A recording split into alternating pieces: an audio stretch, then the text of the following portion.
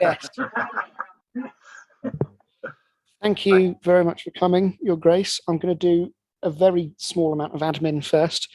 Next month, on a date yet to be decided, our very own Tony will carry on his series about the difficulties of translation of the scriptures And the joys. and the joys from Greek into English. Are you carrying on with the Psalms? Almost certainly. Excellent. At least in part.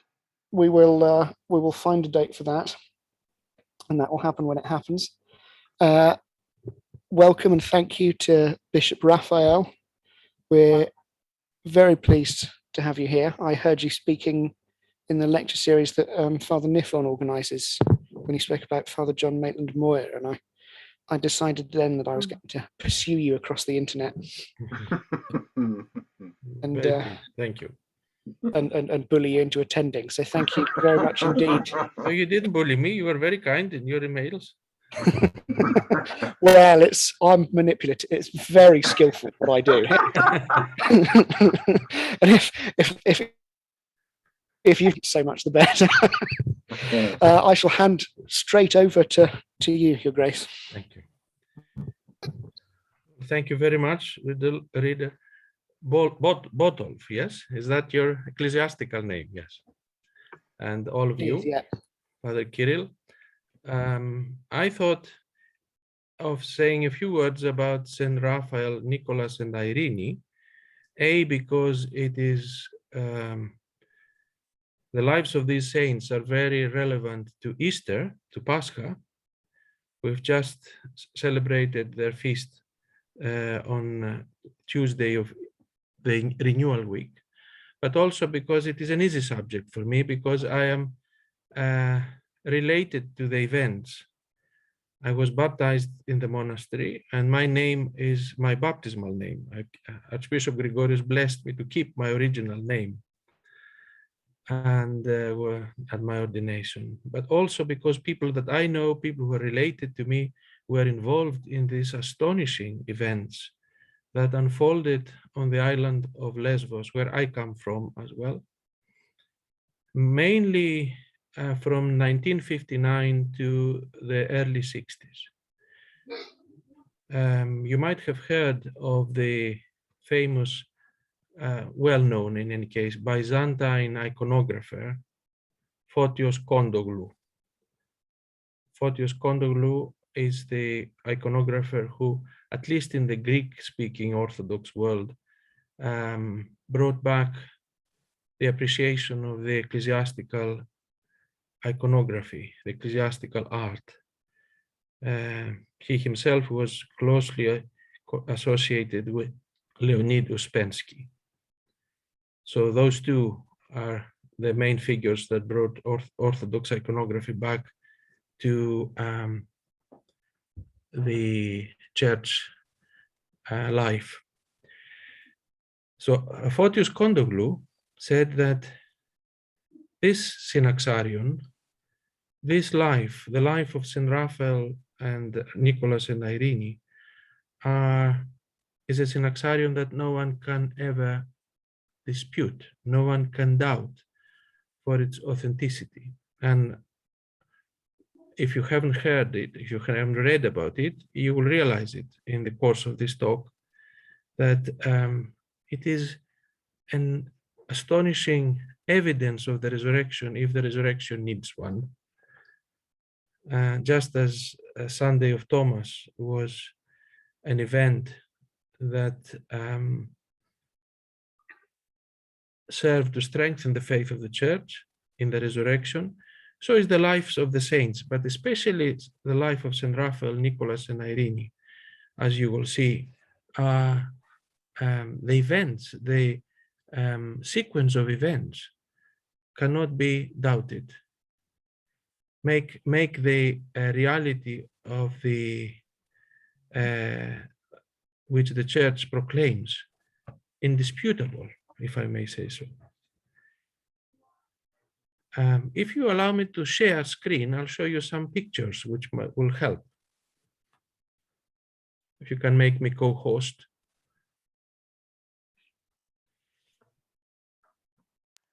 On its Okay, way, on its yes. way. Thank you. The events unfolded on the island of Lesbos, as I said, which is in the northeast part of the Aegean, very close to the Turkish coast. It's an island full of Christian and full of Christian culture, ecclesiastical history. It is called by the locals as the Island of Saints because, at least in the Greek area, it has probably the most local saints. 45 canonized saints have lived on the island. There is a village called Thermi. Can I share screen now? Yes, Yes. Yes. we hope. There we go. Yeah.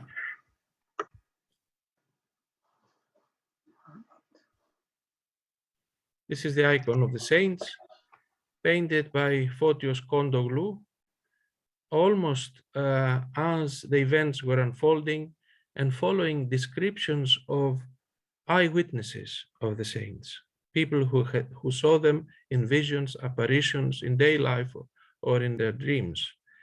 And the amazing thing is that the people who saw them described them, gave an identical description. They described them in the same way. Saint Raphael had the characteristics that certain characteristics. He was tall, he had curly hair, blue eyes, and St. Nicholas was described as he's painted here, and the girl Irene, who was martyred with them.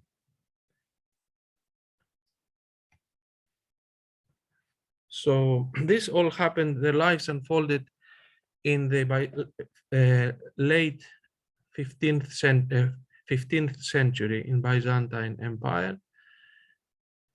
And I'll go a bit forward. Yes, Lesbos is here, as you can see.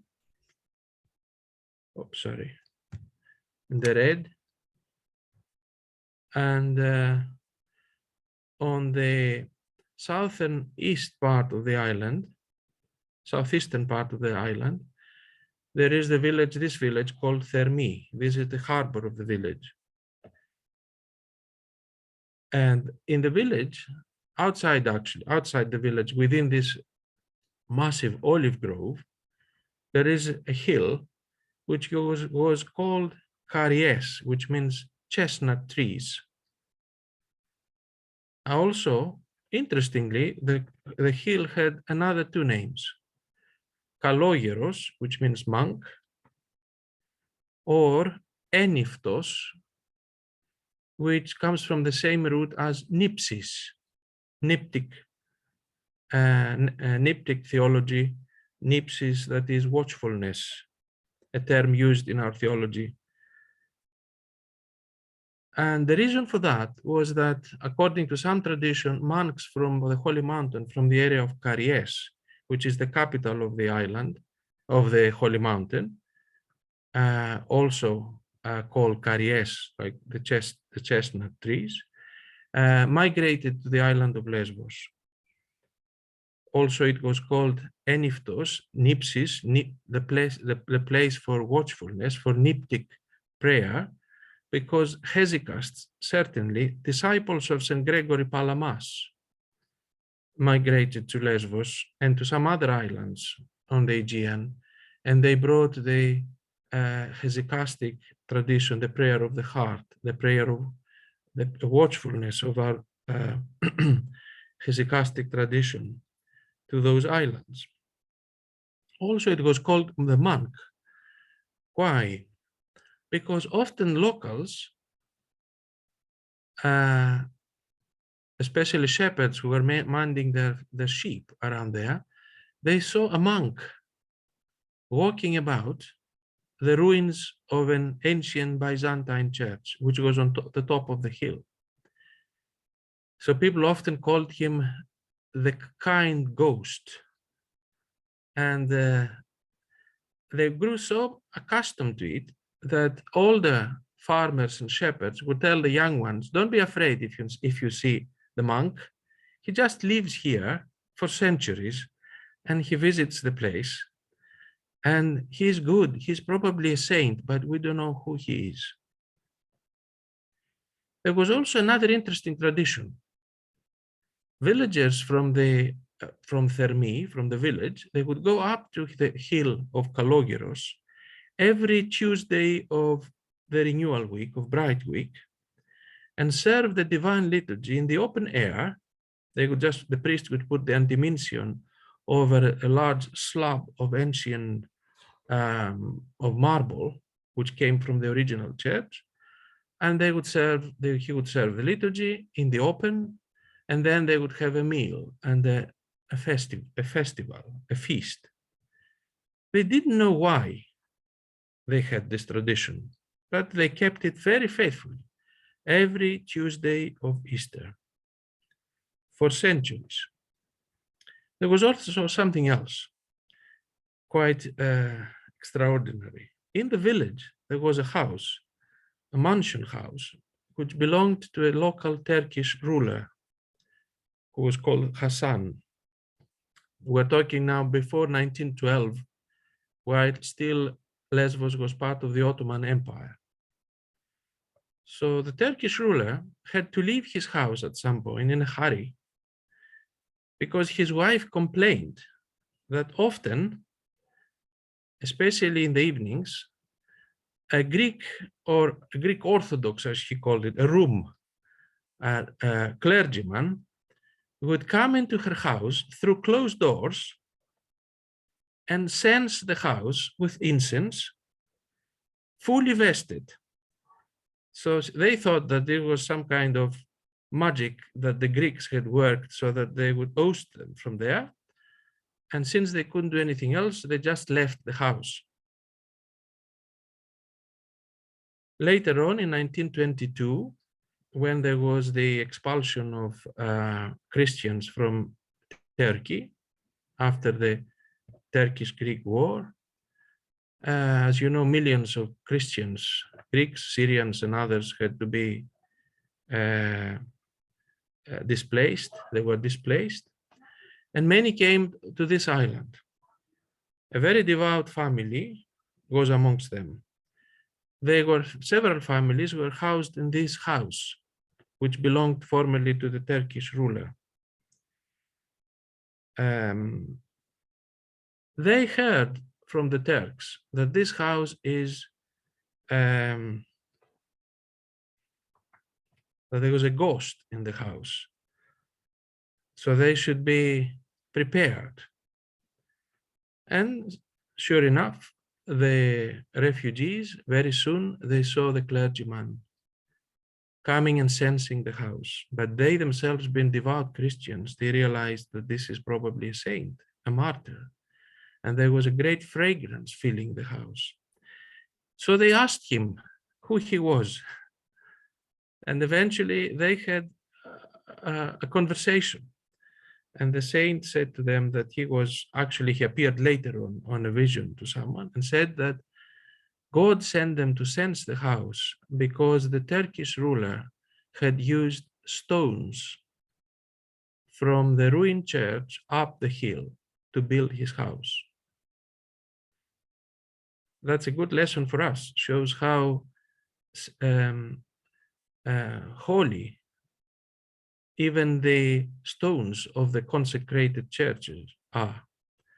So the God sent the deacon to cense from heaven to cense the ruins of the church.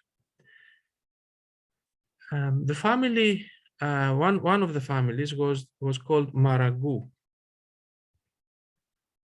This is the mother, the old lady, and with her daughter Vasiliki. At that point, the Greek government gave away the land of the Turks who had left the island to the Greek refugees who settled on the island. And they would take a piece of land by lots. They would draw lots, and they would get a little piece of land to make a living in their new homeland. the old lady was called Angeliki. She prayed to God, to the Mother of God, to help her to get something, a piece of land that would be arable, that she could use to feed her family.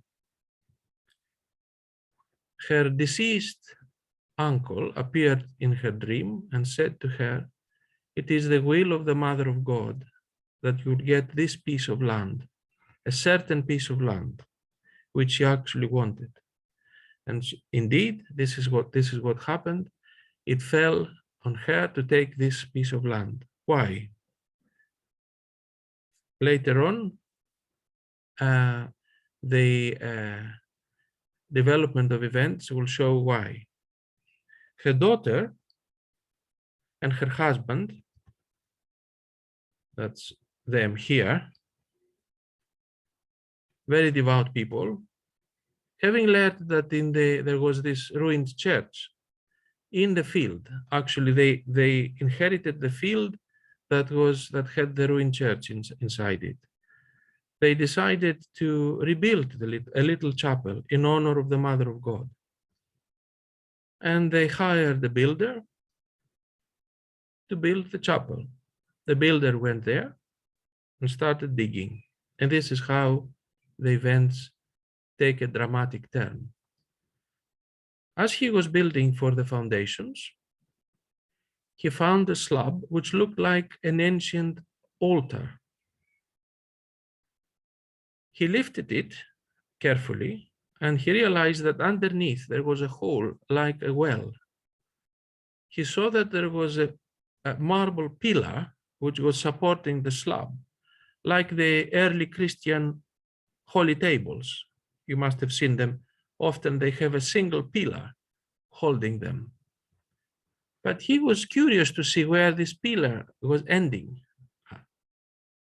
And it seemed that the well was quite deep, what it looked to him as a well. So when his son, a little boy, came to bring him his lunch, he asked the boy to go down into the hole. He gave him a rope, and the boy went down. And the boy said, "This looks like a grave." And the boy found human remains. What was very interesting was that the human remains had a head, but not, the head was severed, but the jaw was missing. And the other amazing thing was that there was an heavenly fragrance coming out of the hole. The builder was an unbeliever, staunch materialist, and very blasphemous. So he didn't think anything about that. He said it was simply remains of someone who died here. However, there were signs that there was probably a martyr, because there were 3 pieces of pottery on the place of the mouth with carved crosses on them, and the stone which was placed in place of a pillow. So the skull was resting on the stone. This stone, together with the holy relics, are treasured in the monastery today. The stone itself still exudes fragrance. Today, if you go to the island and kiss the stone, it smells of myrrh. Then other people started seeing various incredible apparitions. The boy, the son of the builder, came another day to bring him lunch. And as he was approaching him, he saw above his father a monk in the mid-air overlooking the excavations. The boy dropped the food and ran away as fast as he could. Later on, the wife of the builder saw a priest in her dream who said to her, "Tell your husband to be very careful how he works and how he conducts himself, because the place he's treading upon there The ground he's treading upon is soaked with blood of the martyrs, and it is a holy place. So he should be careful and not blaspheme. However, he continued his irreverent conduct until the church was finished. By that time, several other people had seen this mysterious priest who appeared to them. He healed some of them, and he told them that they will find out who he is, that he lived there 500 years ago, and that he had been martyred by the Turks in his monastery. The time came for the church to finish. The church was finished, and the villagers held their first liturgy there. The builder, his name was Dukas, started mocking the holy relics, making jokes about them. From what I heard from the locals, he called them rusks, dried bread, something like that. He used such an expression to describe the bones, the dry bones. As soon as he had made these irreverent jokes, he heard a voice. Now, this was witnessed by almost the entire village who was there, including my godfather. And a voice came to his ear saying to him, Duka, come here, I need you, I want you. So he went farther away to see what was happening. He thought it was something to do with his field or his donkey, which he had tied somewhere there. But as soon as he went farther away, he saw this same large priest who said to him, why are you mocking my remains? I am the martyr who was martyred here. And he was holding a lance, which the priests use to prepare the bread of communion, the proskomidi. Dukas fell on the ground. He was terrified, and he looked as if he was dying. Then he said he saw two magnificent women. One of them looked of exceeding holiness, and the other one was behind her. The all-holy one was the Mother of God, who approached him and said to him that that was the way for him to repent and believe. The other villagers heard Dukas saying, I believe, I believe, I believe. I have sinned, but now I believe. But they didn't know why he was saying these things. Later on, he explained to them that it was the conversation he had with the Mother of God. People, including the doctor of the village, thought that he was in a critical state. The doctor said, science cannot explain what is going on in this man. They took him aside. He became better, and he explained to them what had happened. And he said, from now on, I believe, and I will live a Christian life. In fact, for 40 days, he fasted, prayed, and went to the chapel and lit the oil lamps. He was mocked by some of his friends, but he didn't care at all about that. He said, what I used to mock, now I proclaim, because I have seen with my own eyes and heard and touched.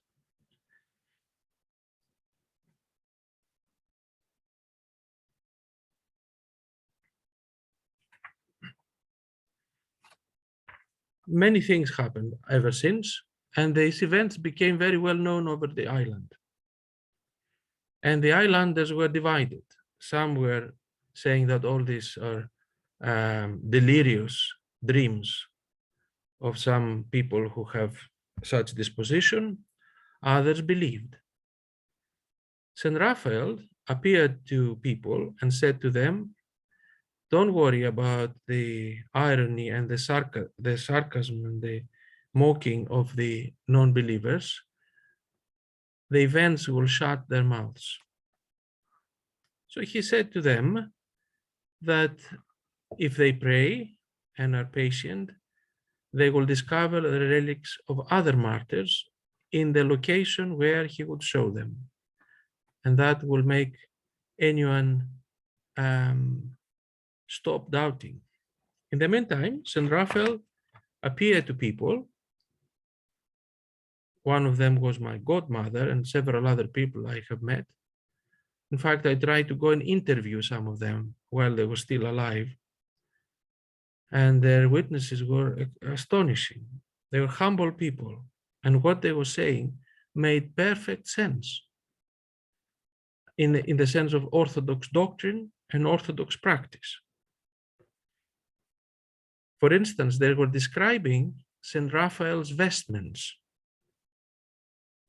And Photios Kondoglou, who was an expert in Orthodox Christian art, he was amazed at one detail. One woman who had seen Saint Raphael wearing full vestments said that instead of an epigonation, what the priests, especially the Greek priests, wear now, this diamond-shaped, hard piece of vestment, which sits on their knees. She said he was wearing a soft piece of cloth, which looked like a towel. I believe this is what the Russians call palitsa. And Photios Kondoglou asked the woman, "Are you sure?" She said, "Yes." Was not wearing what the priests wear today. He had a towel hanging from his belt. And Photios Kondoglou said this was astonishing because at that time there was no epigonation, the diamond-shaped part of the vestments, but there was a cloth indeed, which only very few historians would know, that the priests would wear that piece vestment in the 15th century, which was probably used to wipe the mouths of people after communion, or to symbolize the lentium, the towel which the Lord used to dry the feet of his disciples. Anyway, that's a detail that shows how reliable the information that people gave was. In a sequence of apparitions, Saint Raphael explained to people who he was. That his name, his secular name, his Christian baptismal name rather, was Georgios. His surname was Laskaridis, and that he was born on the, I'll go back, island of Ithaca,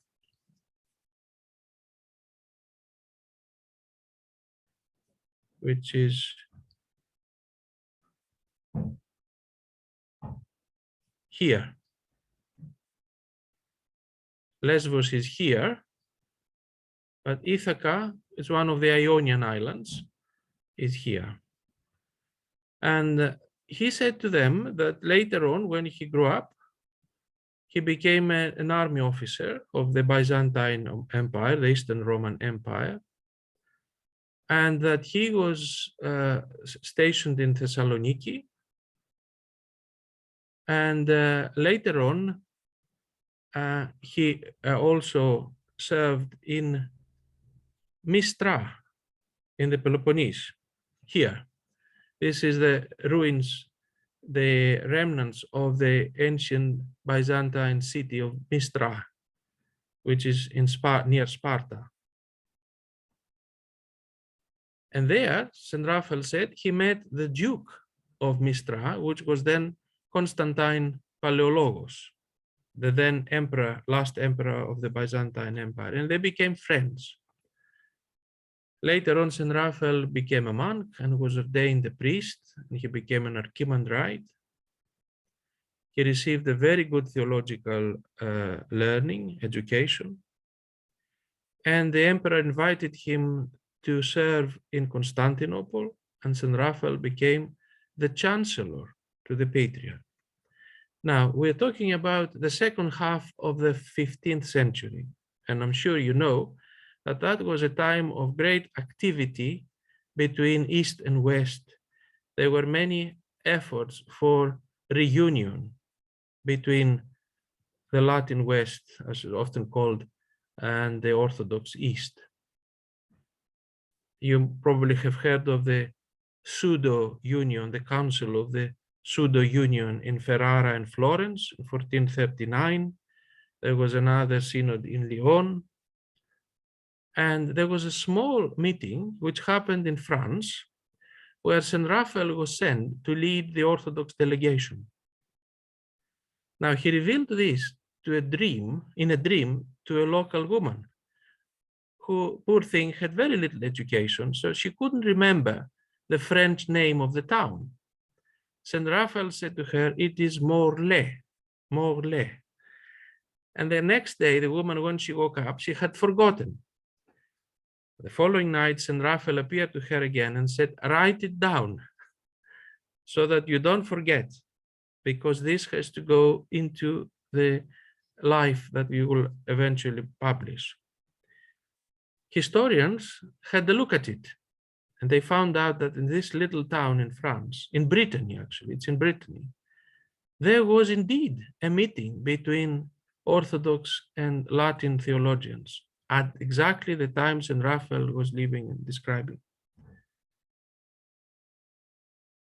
Later on, as you know, following the pseudo-synod of Ferrara and Florence and the pseudo-union, there were the unfortunate events in Constantinople when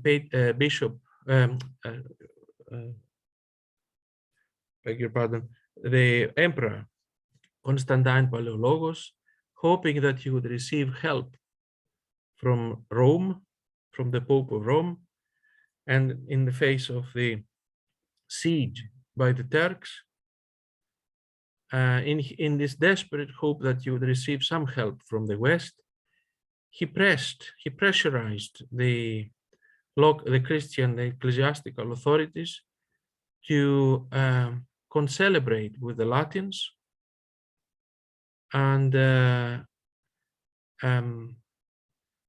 establish this false union, which, as you know, Saint Mark of Ephesus didn't subscribe to, and the people rejected, the faithful people. But in Constantinople, there was to be a liturgy between the Patriarch and delegates of the Pope. Saint Raphael didn't agree with that, so he left Constantinople. And this is a replica of the city of Constantinople. And he went to Lesbos, where there was still Orthodoxy was holding strong, and there was a ruined monastery dedicated to the Mother of God, and there he stayed. He was followed by Saint Nicholas, who had become a monk by then, and they lived in this monastery. In 1463, on Great Thursday, the Ottoman authorities sent army and stormed the monastery because they felt that Saint Raphael was hiding there Christian revolutionaries. The monastery was full of people. Saint Raphael was serving the liturgy in the sanctuary. And at the end of the liturgy, the Ottomans got into the church, dragged him by the hair, and started torturing him, Saint Nicholas, and many other faithful. At some point, they killed a boy of the age of 3, who Saint Raphael had baptized and named him after him, so a little boy called Raphael. And they did that in order to coerce his father to reveal the whereabouts of the revolutionaries. Then it was the turn of the child Irene, who was 12 years old, who was burned alive in an olive oil container. Then St. Nicholas was martyred, and finally Saint Raphael was martyred on Tuesday of Easter, 1463, which in that year it was the 9th of April.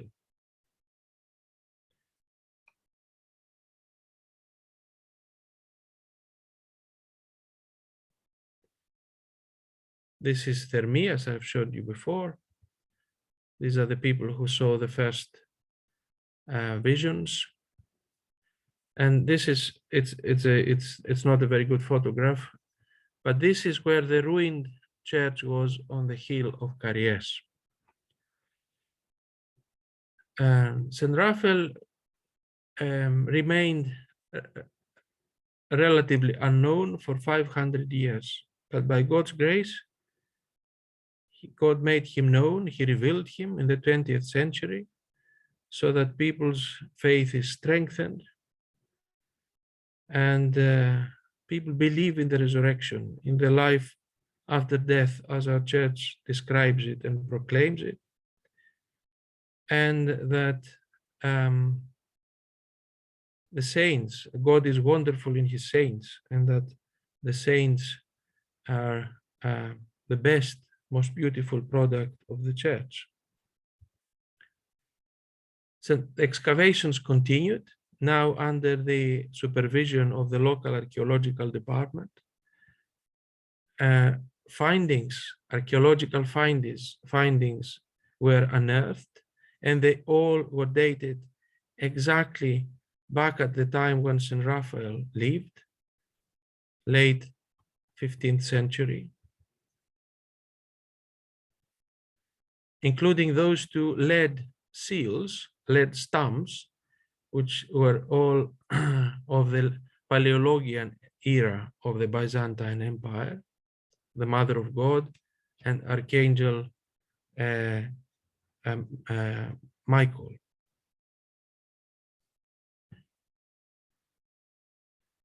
Now, Saint Raphael said to the faithful people that if they remain prayerful, he will reveal to them where Saint Nicholas was buried.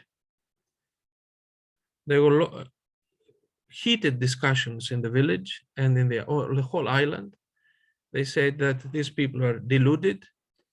They have now abandoned their jobs, and they were digging for no reason, in vain. But these people were very faithful.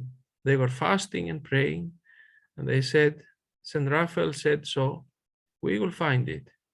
Saint Raphael said, you will find the relics of Saint Nicholas on a rainy day. I will not tell you exactly when, because you need to be faithful and prayerful. And in July, in a hot day, in the afternoon, there was at some point unexpected torrential rain. The women started reading the supplicatory canon to the Mother of God, and the men continued digging until the chief workman there, this one, Turks, who was the former unbeliever, proclaimed that we have found them. And this is the holy relics, the remains of Saint Nicholas, the deacon whom Saint Raphael described to them. Later on, again, guided by Saint Raphael, they found the olive oil container where Irene was burned alive. This is the women who were praying and also expecting, like the myrrh-bearing women around the tomb. Many people went there to help. And as I said, the archaeologists were there supervising the works. And one after the other, the amazing sights were revealed as described by Saint Raphael. This is the whole site with the excavations.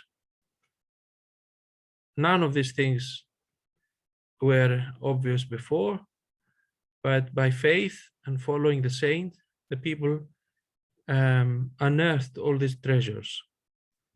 This is the container which they found and buried under,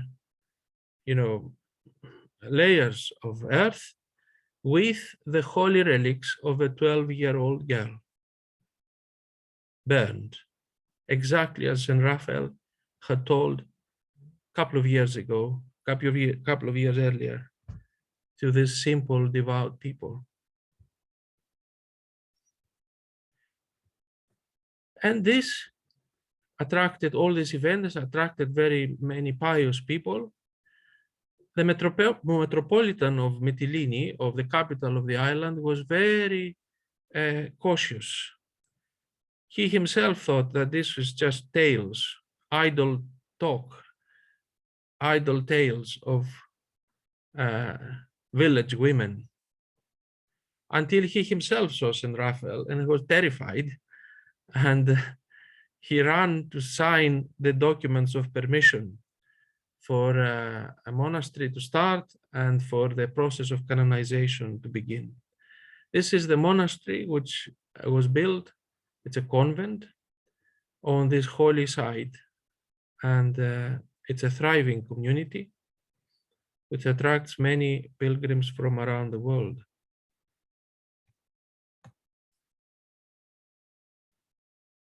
Saint Raphael has and still is working amazing miracles. I will only mention to you two of those, which I have first-hand experience. The one was, I experienced it when I was a student. I was in a little monastery chapel in Athens, and we were having a service to Saint Raphael.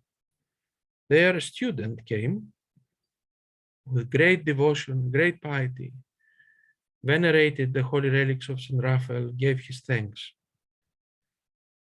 We started talking, and he told me and others there why he was so grateful to Saint Raphael. He said that a few months ago, he developed a degenerative disease in his eyes. He was losing his sight, and the doctor said that he would lose the sight of at least one eye, if not both, and there was nothing could be done about it. I don't remember what the condition was. In his desperation, he prayed to Saint Raphael, of whom he had just heard, although he didn't know who this saint was. And the same night, he said, as he was asleep, he felt as if a sharp object was moving over the bulb of his ear. It was slightly uncomfortable, but not painful. He said when he woke up in the morning, his eyesight was much better and gradually became clearer and clearer, and he was able to see fine. He went to his doctor, and the doctor said to him, "Have you prayed to a saint?" He said, "Yes." "How do you know?" He said, "There's no other explanation to this. Find out where this saint lived or is buried or something like that, and go and give him thanks as soon as you can," said the doctor. So the man thought that he should go to Lesbos and give thanks to Saint Raphael. So he took the ferry and traveled. On his way to the monastery, he stopped at Thermi, and he found out that the wife of the builder, the formerly unbelieving builder, was there and was telling the story to people as an eyewitness. Maria was her name. I think she's still alive. So he went and heard her. And Maria said that Saint Raphael is a great miracle worker. For example, she said, the other day, just a few days ago, I saw him in my house. And he said to me, Maria, I can't stay for long because I've got to go to Athens to conduct an operation on the eye of a student who is about to go blind. But God blessed that I will go and heal him. He was holding a lance, the priest's spear, and the communion cloth. With those two surgical instruments, he went to Athens to heal that student. And the student said to her, when was that? It was the same day, the same night, as he was experiencing the sharp object in his eye. The second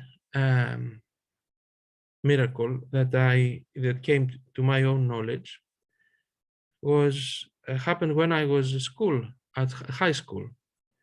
And a friend of mine with his family was visiting the monastery. And it was Tuesday of Easter, the feast of Saint Raphael, when my friend phoned me from the monastery. And he said, I cannot describe to you what is happening here. I said, what? He said, there are hundreds, if not thousands of people, many from abroad. In the church, during the liturgy, there was a child with underdeveloped limbs because the child was paralyzed since birth. He was brought from Cyprus and was placed in the middle of the church. You might have seen that in some churches. I don't know if this happens in yours, but in many Orthodox churches, especially in Greece, Romania, and other places, they place sick people alongside the corridor where the priests will walk in the great entrance, so that literally the clergy go over their bodies.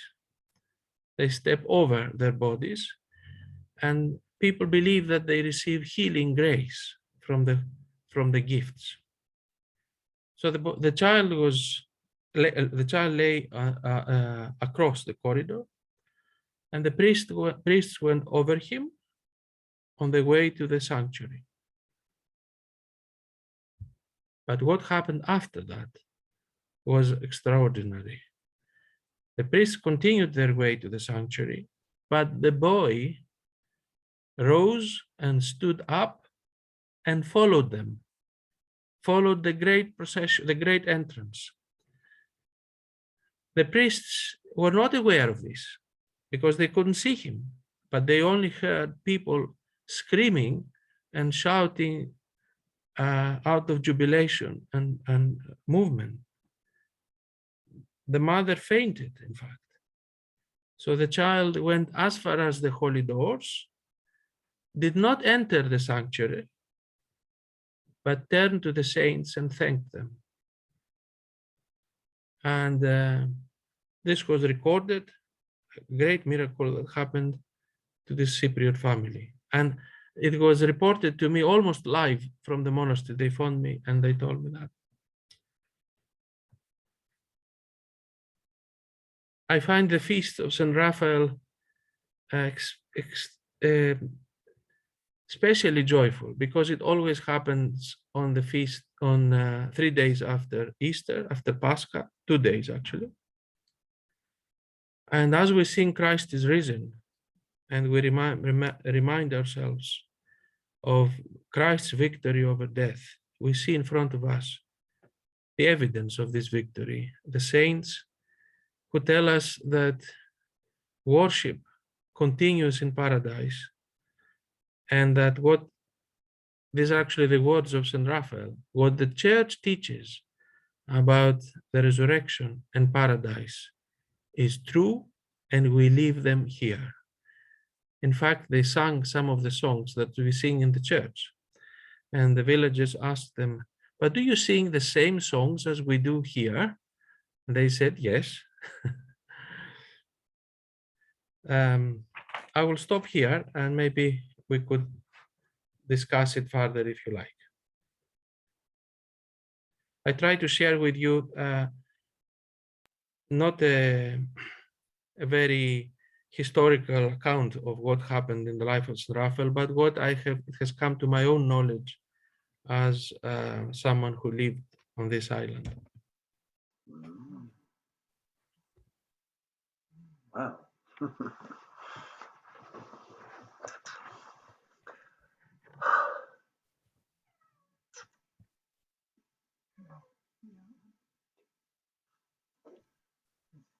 I hope you can visit the place. It's very tempting. And see with your own eyes these incredible findings, which are full of fragrance. And no one goes there and leaves with a heavy heart or Wow. with sorrow.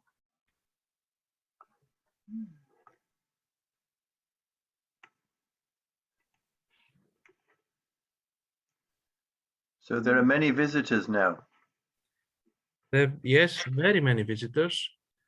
Ever since these things happened in this, the monastery was started building in the 60s, finished in about early 70s. Mhm. And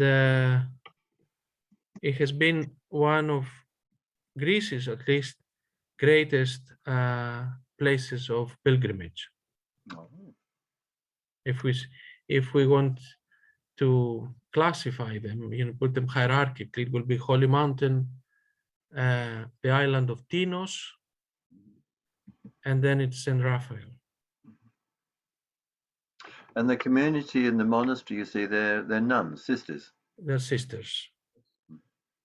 How many? I think they're about 60, Mhm. something like that.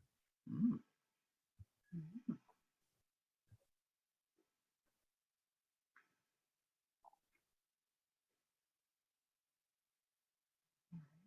I think there are fragments of the holy relics of Saint Raphael in there's a church in London dedicated to Saint Raphael, and I think they have holy relics there. Mhm.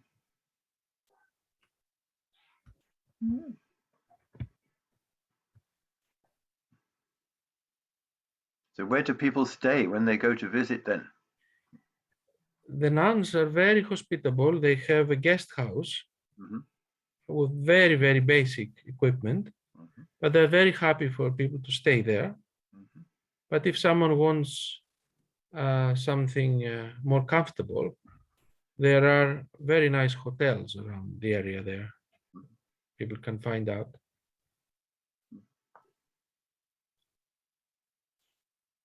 Wow. But I suppose we have enough holy relics and holy places in Britain. We should start here first and visit our own saints. It's always a good place to start, isn't it? Start at home.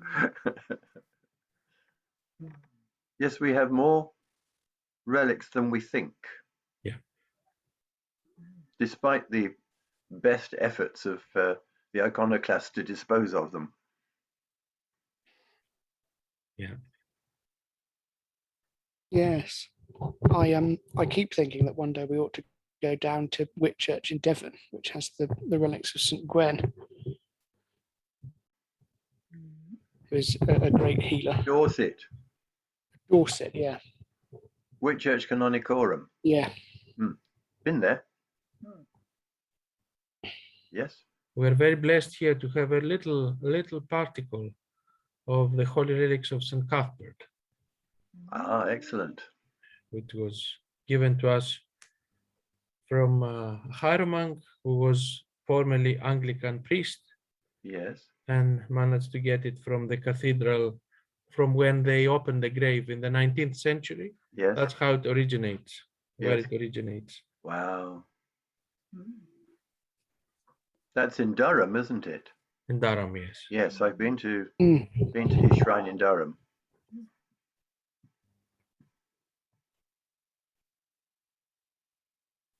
Alongside Bede. Mhm. Yeah, In Scotland, we have many wonderful holy places. Yes. Iona. Holy wells, Yes. caves, Mhm. and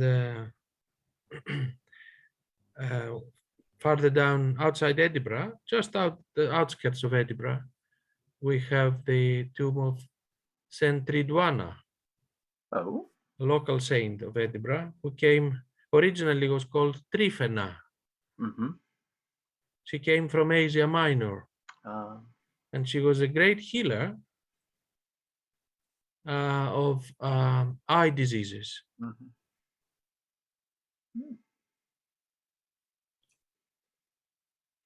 I didn't know about her. Yeah. According to the Scottish tradition, she came with Saint Rule, Yes. Saint Rule from Patras, Yes. to bring the holy relics, part of the holy relics of St. Andrew to Scotland. And she stayed. Like me, who I came for a few months and I stayed for 30 years. I said to myself, I will not stay for longer than 6 months. No way I will stay longer. Now you're an honorary Scot.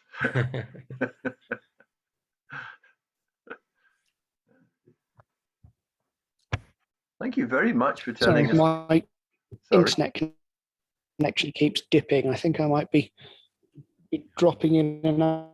Yeah, you're in and a out. little bit for the next. Yes, you're in and out. Thank you very much for having me. Well, thank you very much for telling us not the story, that's the wrong way of putting it, the account. The account, yes. But it is indeed fascinating. Yes, and uplifting. I hope to see you in person sometime. Well, yes. Can anyone hear me at the moment? Yes, I can hear you. Can you hear us? It's on, it's in and out. Yes, I can. Oh, good. Excellent. I can't see anyone. Everyone's frozen, but I can still hear everyone. So if everyone can hear me, we can even see you jerkily. Excellent. I was just wondering, Your Grace, do you know which year the relics were uncovered in Thermi?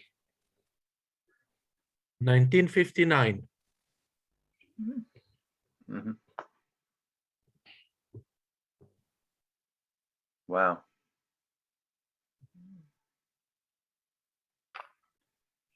What was the name of the iconographer you mentioned? Fotios Kondoglu. Okay. Kondoglu. We can put it in the chat probably. Yeah. We've got prints of one or two of his icons in church. Yes. I think. And the other thing the icon of Christ you can see on our iconostasis is from the school of Uspensky.